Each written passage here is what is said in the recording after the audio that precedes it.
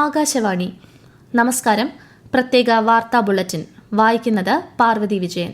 രാജ്യത്തെ 334 രാഷ്ട്രീയ കക്ഷികളുടെ രജിസ്ട്രേഷൻ കേന്ദ്ര തിരഞ്ഞെടുപ്പ് കമ്മീഷൻ റദ്ദാക്കി.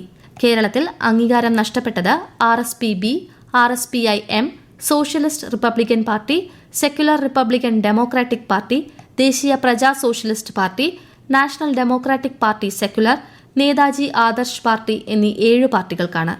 കേരളത്തിൽ തദ്ദേശ തിരഞ്ഞെടുപ്പിന്റെ വോട്ടർ പട്ടിക പുതുക്കലിന്റെ ഭാഗമായി തദ്ദേശ സ്ഥാപനങ്ങൾ നാളെയും പ്രവർത്തിക്കും. കരട് വോട്ടർ പട്ടിക പുതുക്കുന്നതിനുള്ള തീയതി ഈ മാസം 12 വരെ നീട്ടിയിട്ടുണ്ട്. പ്രധാനമന്ത്രി നരേന്ദ്രമോദി നാളെ കർണാടക സന്ദർശിക്കും. ബംഗളൂരു മെട്രോ 3ാം ഘട്ട പദ്ധതിക്ക് തറക്കല്ലിടുന്ന പ്രധാനമന്ത്രി 3 വന്ദേഭാരത് എക്സ്പ്രസ് ട്രെയിനുകളും ഫ്ളാഗ് ഓഫ് ചെയ്യും. കാക്കോരി സംഭവത്തിന്റെ 100ാം വാർഷിക ദിനമായ ഇന്ന് വിപ്ലവകാരികൾക്ക് പ്രധാനമന്ത്രി നരേന്ദ്രമോദി ശ്രദ്ധാഞ്ജലി അർപ്പിച്ചു. 100 വർഷം മുമ്പ് ഉത്തർപ്രദേശിലെ കാക്കോരിയിൽ ഇന്ത്യക്കാർ പ്രകടിപ്പിച്ച ധൈര്യം കോളനി വാഴ്ചയ്ക്കെതിരായ ജനങ്ങളുടെ വിദ്വേഷം എടുത്തുകാട്ടിയെന്ന് പ്രധാനമന്ത്രി പറഞ്ഞു. പട്ടിക വിഭാഗക്കാർക്ക് മികച്ച സാമൂഹ്യ നിലവാരത്തോടെയുള്ള ജീവിതം ഉറപ്പുവരുത്താൻ കേരള സർക്കാരിന് സാധിച്ചിട്ടുണ്ടെന്ന് മുഖ്യമന്ത്രി പിണറായി വിജയൻ.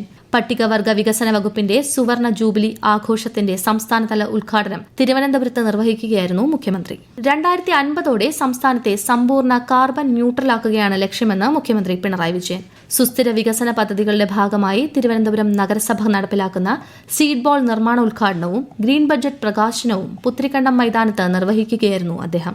ബന്ധുക്കളിൽ നിന്ന് ദുരനുഭവമുണ്ടാകുന്ന സ്കൂൾ വിദ്യാർത്ഥികൾക്ക് സംരക്ഷണം നൽകുന്ന സുരക്ഷാമിത്രം കർമ്മ പദ്ധതിക്ക് രൂപം നൽകി പൊതുവിദ്യാഭ്യാസ വകുപ്പ്. കുട്ടികൾക്ക് പരാതികൾ അറിയിക്കാൻ എല്ലാ സ്കൂളിലും ഹെൽപ്പ് ബോക്സ് സ്ഥാപിക്കുമെന്ന് മന്ത്രി വി ശിവൻകുട്ടി അറിയിച്ചു. ഖാദി തൊഴിലാളികളുടെ കുടിശ്ശിക ഓണത്തിന് മുൻപ് പരമാവധി വിതരണം ചെയ്യുമെന്ന് മന്ത്രി പി രാജീവ്. ഓണം ഖാദി മേളയുടെ എറണാകുളം ജില്ലാതല ഉദ്ഘാടനം നിർവഹിക്കുകയായിരുന്നു അദ്ദേഹം. സംസ്ഥാനത്ത് വനിതകളുടെ സാമ്പത്തിക സാമൂഹിക ശാക്തീകരണം ലക്ഷ്യമിട്ട് കുടുംബശ്രീ നടത്തുന്ന പ്രവർത്തനങ്ങൾ മാതൃകാപരമാണെന്ന് മന്ത്രി KN ബാലഗോപാൽ. കൊല്ലം കുളനട ഗ്രാമപഞ്ചായത്തിലെ കുടുംബശ്രീ CDSന്റെ 27ാം വാർഷികം ഉദ്ഘാടനം ചെയ്യുകയായിരുന്നു അദ്ദേഹം.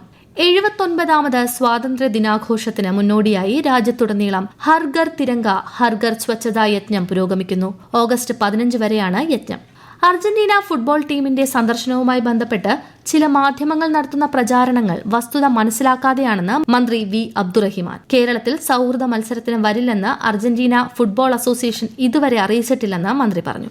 71ാമത് നെഹ്റു ട്രോഫി വള്ളംകളിയുടെ ഭാഗ്യചിഹ്നം പുറത്തിറക്കി. വള്ളം തുഴഞ്ഞു നീങ്ങുന്ന കാക്കത്തമ്പുരാട്ടിയാണ് ഇത്തവണത്തെ ഭാഗ്യചിഹ്നം. ഈ മാസം 30-നാണ് വള്ളംകളി. സംസ്ഥാന റെസ്ലിംഗ് മത്സരങ്ങൾക്ക് കാസർഗോഡ് തുടക്കമായി. സംസ്ഥാന റെസ്ലിംഗ് അസോസിയേഷൻ ജില്ലാ ഗുസ്തി അസോസിയേഷന്റെ സഹകരണത്തോടെയാണ് ചാമ്പ്യൻഷിപ്പ് സംഘടിപ്പിക്കുന്നത്. 200-ലേറെ കായിക താരങ്ങൾ മത്സരിക്കും. ട്രെയിൻ യാത്രക്കാർക്ക് മടക്കയാത്രകളിൽ 20% കിഴിവ് നൽകുന്ന റൌണ്ട് ട്രിപ്പ് പാക്കേജ് നടപ്പാക്കുമെന്ന് റെയിൽവേ മന്ത്രാലയം. യാത്രയ്ക്കും മടക്കയാത്രയ്ക്കുമായി ഒരേ യാത്രക്കാരുടെ പേരിൽ ടിക്കറ്റ് ബുക്ക് ചെയ്യുമ്പോഴാണ് ഇത് ബാധകമാകുന്നത്. 2024 മലയാറ്റൂർ അവാർഡിന് നോവലിസ്റ്റും കഥാകൃത്തുമായ സന്തോഷ് കുമാർ അർഹനായി. തപോമയിയുടെ അച്ഛൻ എന്ന നോവലിനാണ് പുരസ്കാരം. പ്രവാസികളുടെ കൈവശമുള്ള കേരളത്തിലെ ഒഴിഞ്ഞുകിടക്കുന്ന കൃഷിയോഗ്യമായ ഭൂമി പ്രയോജനപ്പെടുത്തി ഉയർന്ന മൂല്യമുള്ള ഹോർട്ടിക്കൾച്ചർ വിളകളുടെ വാണിജ്യ കൃഷി ആരംഭിക്കും. സഹകരണ വകുപ്പിന്റെ നേതൃത്വത്തിൽ പ്ലാന്റ് ഓപ്പറേറ്റ് ആൻഡ് ട്രാൻസ്ഫർ പദ്ധതിയിലൂടെയാണ് ഇത് നടപ്പാക്കുന്നത്. പാലക്കാട് ചിറ്റൂർ പുഴയിൽ കുളിക്കാനിറങ്ങിയ 2 വിദ്യാർത്ഥികൾ മുങ്ങി മരിച്ചു.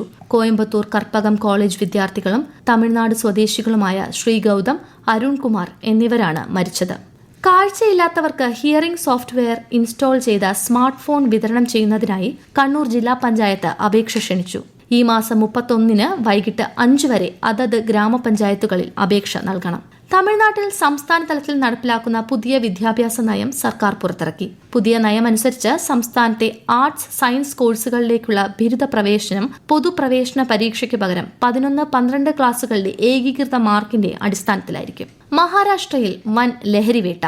മാലാട്, ജോഗേശ്വരി, ധാദർ, നവി മുംബൈ എന്നിവിടങ്ങളിൽ ആന്റി നാർക്കോട്ടിക് സെൽ നടത്തിയ റെയ്ഡിൽ ഏകദേശം 10.07 കോടി രൂപ വിലമതിക്കുന്ന 4 കിലോഗ്രാം വരുന്ന മെഫെഡ്രോൺ പിടിച്ചെടുത്തു. പ്രത്യേക വാർത്താ ബുള്ളറ്റിൻ കഴിഞ്ഞു. അടുത്ത വാർത്താ പ്രക്ഷേപണം നാളെ രാവിലെ 6:45-ന്.